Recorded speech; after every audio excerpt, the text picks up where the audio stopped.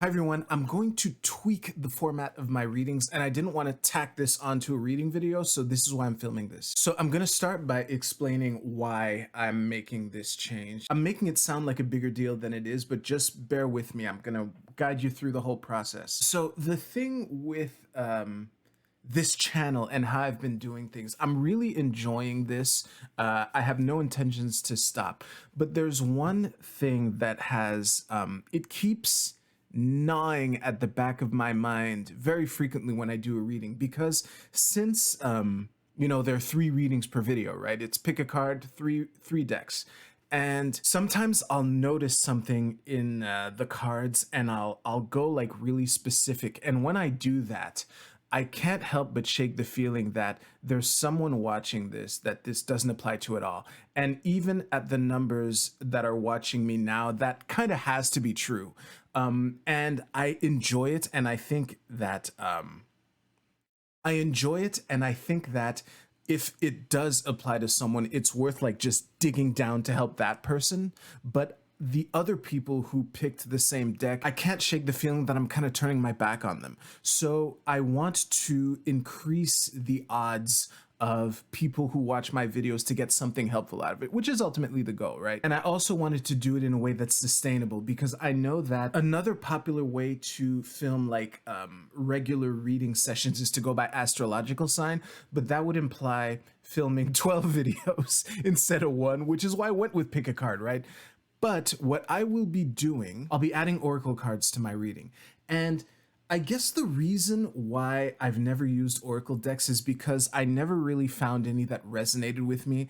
And recently I discovered 2 decks which I will be using. There's the Tao Oracle, which is essentially like a formalized I Ching, but with oracle cards.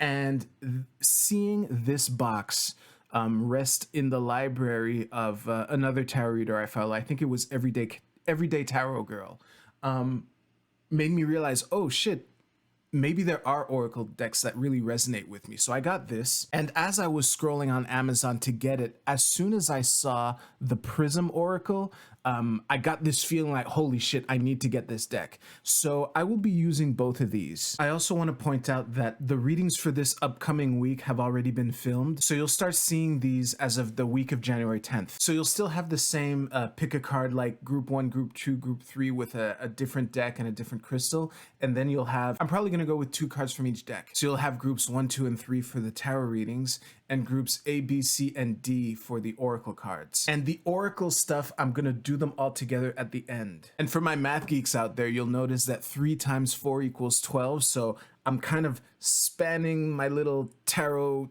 tentacles out there to see if I can touch more people. I don't know. Now, spreading out into 12 groups like I'm doing, it will come at a cost in the short term, because as far as tarot goes, I've been studying tarot for about 7 years. So yeah, there are some cards that I'm not as comfortable with as I'd like, but I can work my way around a reading, even if those cards are like prevalent in what's coming up, you know? But for these decks, I'm starting from scratch, and I don't intend to torture you by reading from these books, especially the Tao Oracle. Like, each card has 2 pages worth of text explaining. Like, this is really rooted upon an existing system, so it makes sense, but this is something that I plan on just learning. So for this deck, I'm going to rely on the keywords that are written at the bottom here to make sense in how I can help you with it. And for the Prism Oracle, the book is short enough that I'm going to read it because it's very doable. And for some of the cards in this deck, I don't really want to figure it out on the fly. There's some scary looking ones. Like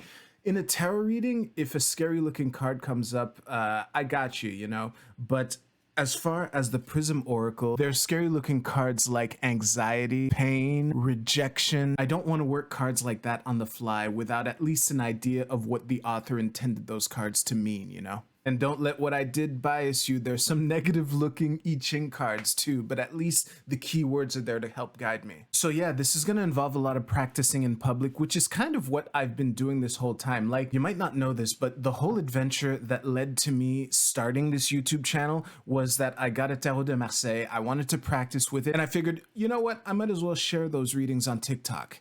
and it took off. So I hope you'll bear with me as I learn the ins and outs of these decks. And again, you're only going to see them as of the readings for the week of January 10th and for the foreseeable future. And if you're still watching, thank you so much. I really, truly appreciate the attention.